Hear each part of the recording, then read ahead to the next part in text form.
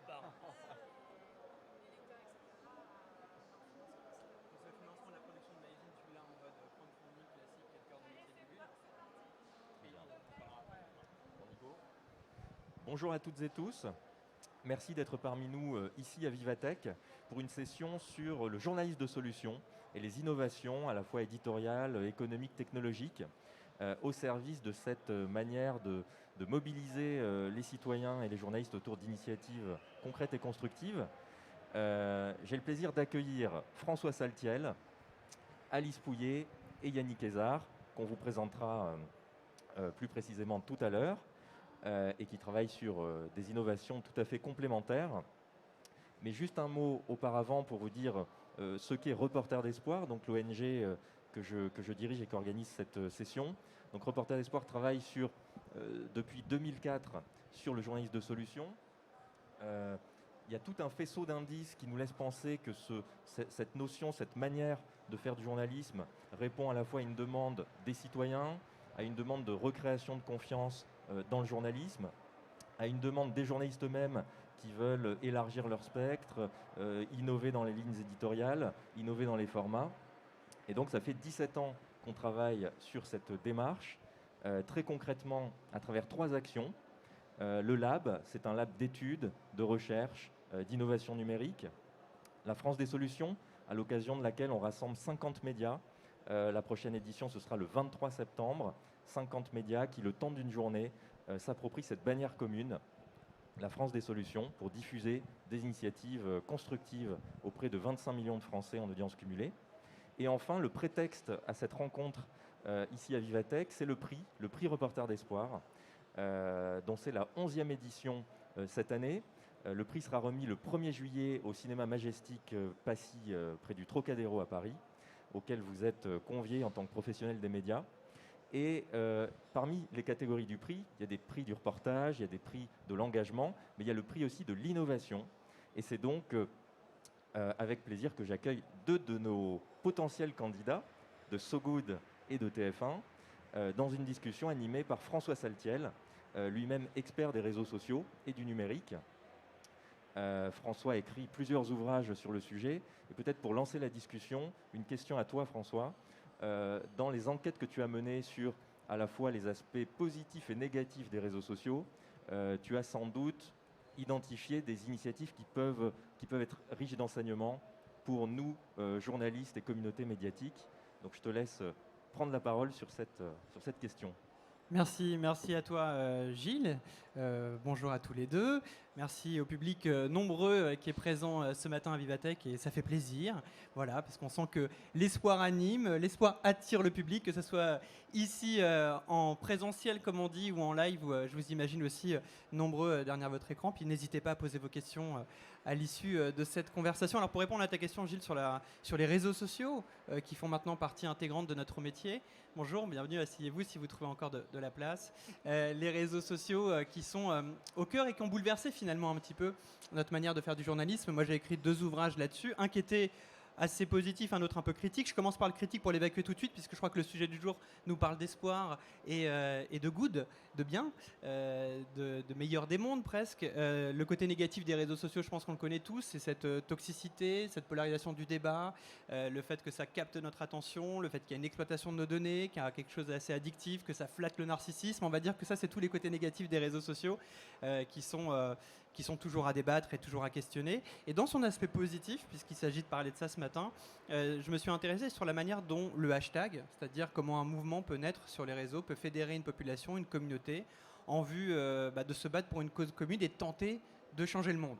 Donc là, je pense que ça parlera à Alice dans le côté un peu so good avec Ulule. Et par rapport à ce premier ouvrage, je me suis intéressé donc à des mouvements comme Black Lives Matter. Et il me semblait qu'il y avait une actualité intéressante à ce sujet-là. Je ne sais pas si vous l'avez vu passer. C'est le prix Pulitzer, donc aux États-Unis, qui est un des plus grands prix qui récompense le journalisme, qui a été cette fois-ci décerné à une jeune femme de 18 ans qui s'appelle Darnella Frazier et qui est celle qui a filmé en fait l'assassinat, le meurtre, on peut le dire, de George Floyd aux États-Unis par la police américaine et cette incapacité de respirer sous ce genou mortifère. Donc elle a donc filmé cette séquence-là, qui est devenue une séquence tristement mondialement connue, mais qui a permis aussi de faire avancer les choses, de faire connaître encore plus cette cause-là, les discriminations aux États-Unis, de donner lieu à un procès qui s'est achevé il y a peu de temps. Et c'est, je trouve, intéressant de voir que ce prix Pulitzer, qui récompense des journalistes, donc à notre métier en fait, a été décerné à une citoyenne. Alors ça aussi, ça pourrait poser question. Est-ce que c'est du journalisme, ce qu'elle a opéré? Est-ce que c'est pas un dévoiement de la notion journalistique? Et en même temps, ça nous interpelle aussi, nous journalistes, de notre nécessité d'être au cœur aussi des attentes des citoyens, d'avoir besoin aussi de cette vigilance et d'être à l'écoute de ce qui se passe dans la société civile. Et je trouve que voilà, ce prix Pulitzer, en tout cas, est assez intéressant, assez pertinent et plutôt assez beau, je trouve, dans l'esprit d'offrir à cette jeune femme eh bien, ce prix qui récompense à la fois une forme de courage, parce qu'elle l'a filmé. Alors à un moment donné, je sais qu'elle se sentait coupable en se disant j'aurais peut-être dû réagir, et puis elle s'est dit c'était pas finalement à moi de réagir, c'était à ce policier de ne pas commettre ce crime. J'étais là pour en témoigner, maintenant le monde le sait, et quelque part, eh bien, la cause a un petit peu changé. Donc voilà, c'était pour répondre à ta question, Gilles. Alors, on enchaîne donc avec Yanni et Alice. Alice, alors pour parler un petit peu de So Good, puisqu'on est sur la thématique de l'innovation. Les réseaux sociaux, c'était l'innovation d'il y a une quinzaine d'années. Ils sont en mutation constante, mais là, il y a une innovation dans la création même de ce journal qui se fait avec Sopress et Ulule. Est-ce que, on va se permettre de se tutoyer, on est à Vivatech, on est dans la jeunesse. Est-ce que tu peux nous expliquer déjà comment est né ce magazine qui est assez unique dans son genre, parce que je crois que c'est la première fois qu'une plateforme comme ça, comme Ulule, va créer avec Sopress un contenu. Bonjour à tous. Ah oui, alors pour vous raconter un peu l'histoire de So Good, c'est vraiment né d'une rencontre en fait, justement entre Ulule, donc qui est une plateforme de financement participatif, qui est même un petit peu plus que ça aujourd'hui, qui se veut même être un incubateur presque de projets à impact positif, et qui voit en fait chaque jour des milliers en fait de projets qui sont portés par des citoyens, des entreprises, des collectifs pour œuvrer pour un monde un petit peu plus meilleur. Et qui en plus le font avec l'adhésion du public, des citoyens, pour cofinancer en fait leurs projets. Donc c'est quand même un acte fort. Là, on n'est pas sur un like sur les réseaux sociaux. Enfin, les gens donnent quand même leur numéro de carte bleue pour dire j'adhère à ton projet. Et en fait, on s'est rendu compte que des projets comme ça, en fait, il y en avait plein. Et malheureusement, en fait, on n'entend pas assez souvent parler. À moins qu'ils aient explosé, que ce soit des grosses rockstars, qu'ils aient monté une licorne. Mais sans ça, en fait, on n'entend pas beaucoup parler. Et on a rencontré du coup Sopress et notamment Franck Hanès sur ce sujet pour lui en parler. Et lui a tout de suite été emballé en fait dans cette idée de se dire ok, comment en fait on peut retranscrire aussi les histoires en fait de ces gens-là, sans forcément aller dans du journalisme aussi d'opinion en disant genre il faut faire comme ci ou il faut faire comme ça, mais plutôt d'aller raconter en fait les histoires qu'il y a derrière, les parcours de ces gens-là, mais des fois aussi les échecs, hein, ils n'ont pas tous réussi, mais il y avait une envie, une motivation derrière, et comment on allait créer ça ensemble. Donc ça c'est un peu l'histoire, on s'est dit ok, on va partir de là, et puis donc c'était déjà en fait une aventure participative parce que on n'était pas tout seul en fait à avoir envie de faire ça. Et puis on a continué, c'est ce qui nous insuffle toujours en fait dans ce projet-là, c'est ce participatif-là et au fond même du modèle en fait de So Good aujourd'hui en fait tous les ans. Alors, ça fait 2 ans d'existence, mais ça fait quand même donc la 2e année qu'on lance une grande campagne en fait de financement participatif pour aussi permettre aux lecteurs, aux futurs abonnés de participer en fait à ce projet-là, parce qu'on y croit. Si un jour demain en fait les gens ils y croient plus, on arrêtera. Enfin, on n'est pas là juste pour se faire plaisir. On est là aussi on a une mission en fait de pouvoir essayer d'inspirer et puis donner envie au maximum de personnes d'agir à leur échelle. Donc on fait en fait avec des outils que nous met à disposition Ulule comme la plateforme pour lancer des projets. Et avec le lien en fait de toute la communauté qui travaille avec nous. Et est-ce que justement, dans la base de cette création de presse, d'une plateforme, d'un support, il y avait cette volonté de tordre aussi un stéréotype ou du moins un cliché journalistique que peut-être sur lequel on peut d'ailleurs parfois un peu tous tomber, de justement toujours montrer le pire, de toujours montrer le côté un peu dramatique de l'actualité parce qu'on sait qu'il est télégénique et puis on sait que ça fonctionne en presse. Est-ce que c'était aussi cette volonté d'aller à contre-courant de toujours ces trains qui déraillent, mais de raconter aussi ces beaux trains qui se mettent en route, qui arrivent à l'heure et qui arrivent là où on ne les attend pas? Oui, je pense que oui. En plus, en fait, quand on a commencé ce projet-là, on est tombé pendant la première vague de Covid. Donc là, je pense qu'on était tous accablés chez nous, dans notre canapé, on ne savait plus quoi faire. Et on a vu, et notamment sur Ulule, en fait, une vague de solidarité énorme avec plein de projets qui se sont lancés en fait, pour faire quelque chose. Et là, on s'est dit que notre projet il avait encore plus de sens de vouloir un peu véhiculer des choses positives parce que c'est vrai que moi je suis pas journaliste et bon peut-être que ça vend moins en fait de parler de choses positives, mais en fait ça fait du bien. Et aujourd'hui en fait dans chaque magazine c'est plutôt en fait ça qu'on allait chercher. Donc on fait pas du journalisme d'opinion et on juge pas du tout ceux qui le font parce qu'il en faut. Mais nous on va vraiment aller raconter les histoires. Notre premier rôle c'est de transmettre.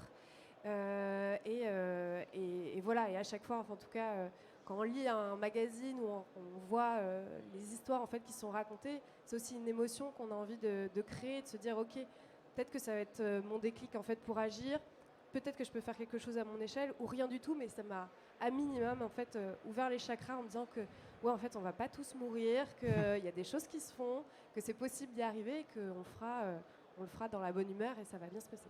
Voilà, donc Alice Pouillet, candidate au prix de l'innovation Reporter d'Espoir avec ce projet So Good, en compagnie d'un autre candidat au même prix, qui je le rappelle sera décerné le 1er juillet au Majestic Passy à Paris. C'est Yannick Ezard qui s'occupe de l'innovation au cœur de l'information de ce qui est peut-être toujours encore aujourd'hui la plus grande chaîne d'Europe, TF1. Oui, c'est ça. Bonjour à tous. C'est super intéressant ce que tu disais parce que je pense aussi qu'on a encore plus besoin aujourd'hui, après cette pandémie, de ces messages d'optimisme, de faire ressortir un petit peu les bonnes initiatives comme ça qui peuvent émerger dans la société. Et c'est notre rôle en tant que journaliste et nous en tant que grande chaîne de télé avec un gros JT. On a aussi à cœur de mettre en avant comme ça ces initiatives positives. Effectivement, les JT, ils peuvent être anxiogènes, ils peuvent être un petit peu glauques quand on est dans des actualités graves, mais nous, on essaye vraiment de mettre en lumière toutes ces initiatives-là. TF1, son slogan, c'est partageons des ondes positives, et notre raison d'être, c'est d'inspirer positivement la société. Et jusque dans le JT, cette raison d'être, on essaye de la porter. Ça passe par des portraits, très souvent, de personnalités inspirantes qu'on va mettre en avant. Par certaines initiatives, on a ce que vous connaissez, qui avait été lancé par Jean-Pierre Pernaut, SOS Village, où justement, dès qu'il y a un commerce à reprendre dans un village, on essaie de un petit peu partager ces initiatives. Et puis, on essaye aussi de mettre en avant, dans des formats innovants qu'on développe de plus en plus, des nouvelles façons de montrer ces solutions. Parce qu'aujourd'hui, la technologie, elle nous permet, on va en parler, avec la 3D, la réalité augmentée, on a des technologies qui nous permettent de montrer ce qui n'est pas filmable. Donc de recréer peut-être ce qui sera le futur, ce qui peut être une technologie innovante qui n'existe pas encore mais qu'on pourrait montrer, et donner à voir déjà ces solutions, ces innovations, c'est commencer à inspirer la société pour qu'elle s'en empare, qu'elle s'y intéresse, peut-être qu'elle les réclame davantage, qu'elle accélère leur installation. Donc voilà, c'est un petit peu tout ce qu'on essaie de faire aussi. Et donc pour bien comprendre, tu vas arriver justement toi dans ton rôle à mettre de l'intelligence artificielle, de la 3D, de la réalité augmentée à l'intérieur même de l'information traditionnelle. En plus le JT pendant longtemps c'était quand même une forme un peu vétuste, c'est-à-dire le JT ça bougeait pas, c'était la grande messe, etc. Toi tu fais une messe 3.0. Oui, c'est ça. En fait, dans le travail qu'on essaie de faire à l'innovation pour l'information de TF1, il y a tout ce qui se voit à l'antenne. Donc ces formats assez impressionnants en plateau ou sur le terrain, où on rajoute de la 3D, de la réalité augmentée. Et puis, il y a ce qui ne se voit pas, ce qui est la façon dont les journalistes de TF1 travaillent.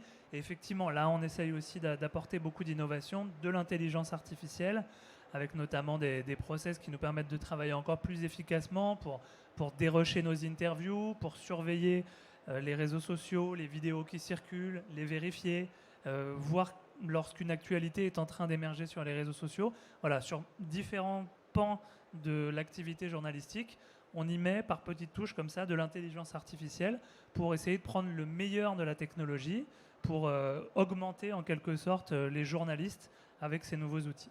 Alors, est-ce que c'est pas une manière de répondre, vos deux initiatives, à une problématique dans laquelle nous sommes tous confrontés lorsqu'on est producteur de contenu, c'est la captation de l'attention. C'est-à-dire qu'on est face à un public qui est de plus en plus volatile, qui a une offre maintenant protéiforme, on parlait de TF1 de l'époque, il y avait 6 chaînes, hein, on l'a oublié, mais il y a 15 ans, aujourd'hui on n'en est plus là, il y a les réseaux sociaux, il y a les médias, il y a Internet, donc il faut savoir capter l'attention du public. Est-ce que dans vos deux initiatives, il n'y a pas cette manière-là, c'est-à-dire dans le cadre du LUD, d'aller au plus près des attentes du public, puisque le public c'est vos lecteurs contributeurs, qui va même financer presque le reportage du journaliste qui va partir sur le terrain. Et toi Yanni, sur ce côté un peu spectaculaire de l'image qui fait qu'un public jeune qui est habitué qui a toujours cette problématique de devoir zapper très vite, se dit « Ah tiens, une inondation dans les rues, tiens ça m'interpelle, etc. » On commence avec toi peut-être Yanni, est-ce qu'il y a cette volonté aussi d'aller recapter cette attention qui est très volatile? Oui, complètement. On est un média télé qui fait avant tout de l'information visuelle. Donc effectivement, le côté visuel est très important. Après, nous, on fait très attention à ne pas tomber dans l'information spectacle. Peut-être le travers de ces outils, quand on commence à avoir le feu sacré de la réalité augmentée, de la 3D. En plus, on a une équipe d'infographistes qui est très, très, très compétente et qui est capable de faire des choses réalistes, donc vraiment très impressionnantes. Peut-être le danger quand on commence à toucher à ces outils, c'est de vouloir trop s'amuser avec et de se prendre pour Marvel, Star Wars et de s'amuser avec l'information. Il faut vraiment faire attention à ça. Nous, on n'est pas là pour faire du spectacle. Si on veut se divertir avec de la 3D, des effets spéciaux, il y a tout ce qu'il faut au cinéma ou dans les jeux vidéo.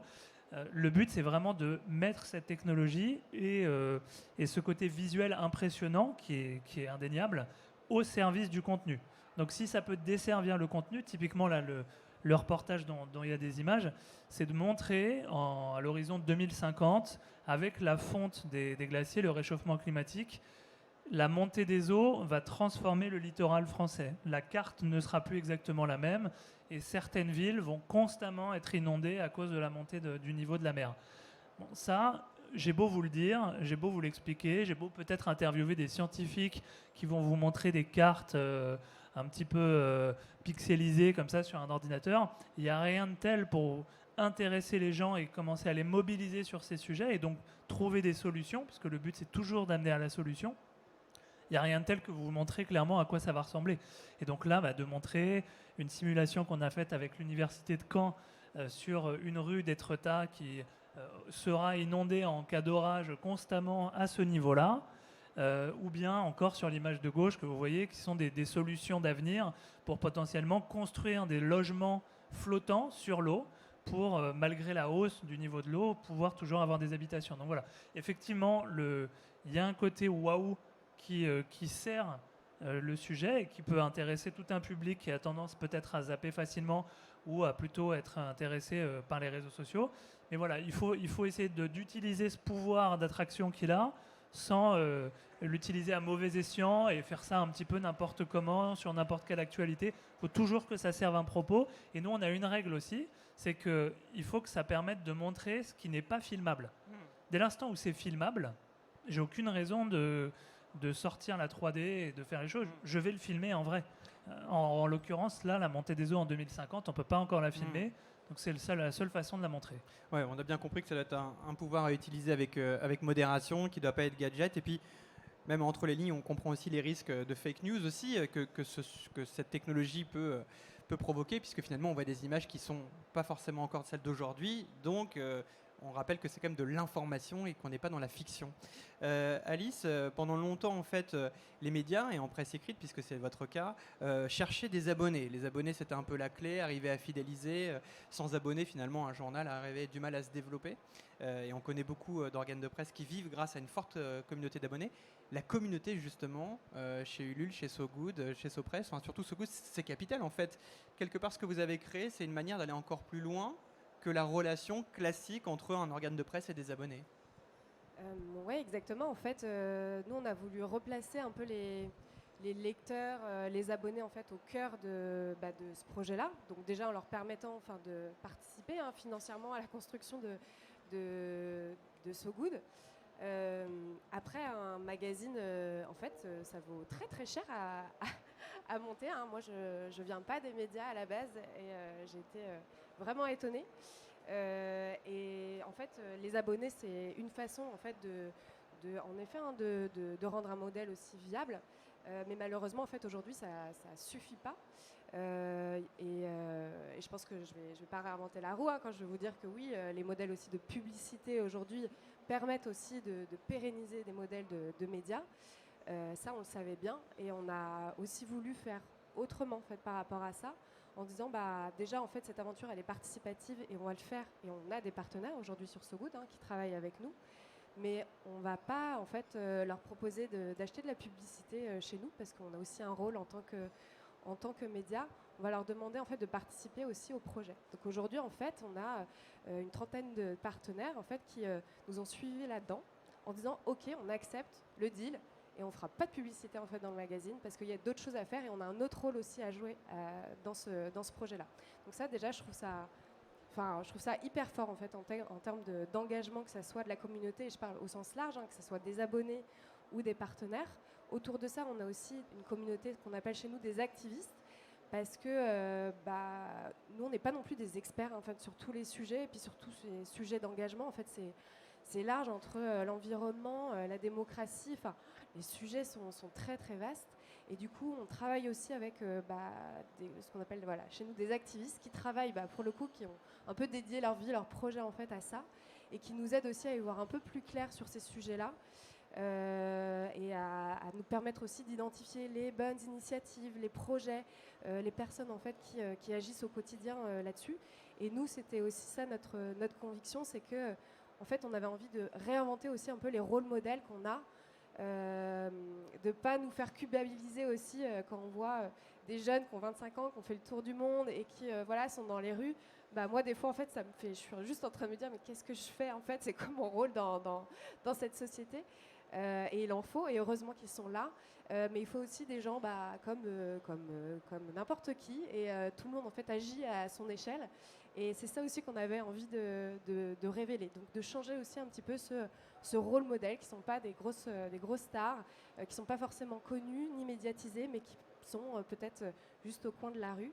Et là, on est en train de monter tout un programme d'éclaireurs, justement, qui vont nous aider, qui sont des gens, des citoyens, des lecteurs, des abonnés, qui vont nous aider un peu comme des correspondants en fait, locaux, à identifier près de chez eux des gens qui se bougent en fait et qui font des trucs, mais sur plein de sujets. Et à nous, notre rôle de pouvoir les révéler et raconter l'histoire qu'il y a derrière. Juste une petite question que je me posais sur le montage entre guillemets financier de So Good, parce que quand on est journaliste, on tient quand même assez bien l'indépendance entre la régie publicitaire et la rédaction. Là, on voit que c'est un magazine qui est présenté comme étant Ulule, donc une plateforme, donc une entreprise privée, même avec de fortes valeurs, et une rédaction. Comment justement vous pouvez nous décrire, nous définir justement cet organe de presse? Est-ce qu'il y a une indépendance journalistique? Quel est le poids d'Ulule dans le choix des sujets? Est-ce que c'est du brand content? Je ne sais pas. Alors pour le coup, je ne sais pas si ça existe en fait, ce modèle ailleurs, et peut-être dans d'autres médias. Aujourd'hui, en fait, les journalistes et So Press, qui édite aujourd'hui So Good, ont gardé en fait leur indépendance justement journalistique. On ne crée pas de brand content non plus en fait là-dessus sur le magazine. Aujourd'hui, il n'y a aucun contenu qui nous est commandé au sein de ce magazine-là. Et c'était important aussi en termes de rigueur journalistique de continuer en fait à avoir ce travail-là, parce que si on veut continuer aussi à atteindre notre mission d'inspirer et d'agir, il fallait qu'on aille pousser vraiment le curseur le plus loin possible. On ne savait pas si c'était possible, et en fait, je vous rassure, c'est possible. Et il y a des gens qui y croient, et je pense que dans certaines entreprises, ça a pu être des combats aussi, de se dire, je vais aller soutenir un magazine, mais alors je ne vais pas avoir de pub dedans, et puis je ne vais pas faire de brand content. Ok, mais tu fais quoi concrètement? Donc c'était des combats, donc ça c'est intéressant aussi de le souligner. À côté de ça, nous, notre rôle aussi, par exemple, par rapport à ces partenaires-là, aujourd'hui on a une radio aussi, on s'est un peu lancé sur d'autres médias. Alors j'ai l'impression qu'on est on est un peu des vieux, on fait des magazines, des radios, tout ce qui ne se fait plus peut-être aujourd'hui. Et bientôt la sortie d'un vinyle, on m'a dit. Exactement. Ouais. Mais en fait, je pense qu'il y avait aussi une question d'envie, et que ça nous rappelait aussi des bons souvenirs. Et puis on adore les récits, donc de raconter les récits, d'écouter les gens. Et c'est là-dessus en fait qu'on va travailler justement avec nos partenaires, à aller sur des thématiques qu'ils n'auraient pas l'habitude de traiter, où on essaye aussi de les repousser un peu dans leur retranchement sur voilà, ce contenu qu'on garde journalistique avec le plus d'indépendance possible.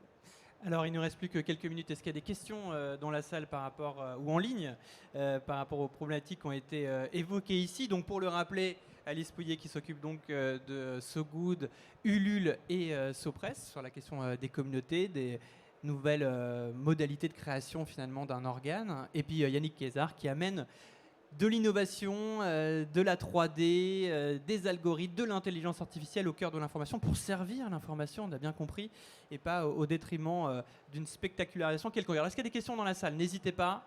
Je ne sais pas si... Oui. Je ne sais pas si vous avez un micro, mais on va trouver ça. On va se trouver un porte-parole, porte-voix. Alice, vous qui êtes dans l'innovation, vous avez déjà lancé des micros?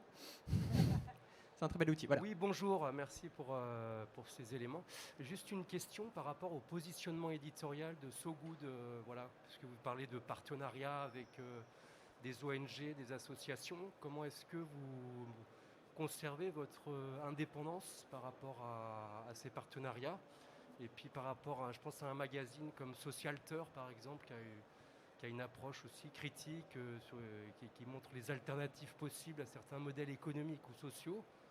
Voilà, quel est votre positionnement? Enfin, voilà, parce que c'est important d'avoir un positionnement clair en fait quand on est un média. Ouais. Merci. Merci.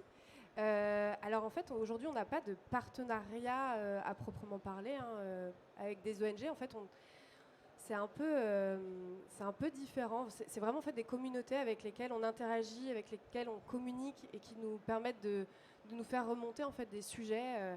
Tiens, il se passe ça ici. Tiens, il y a tel événement. Tiens, on est en train de monter une étude là-dessus.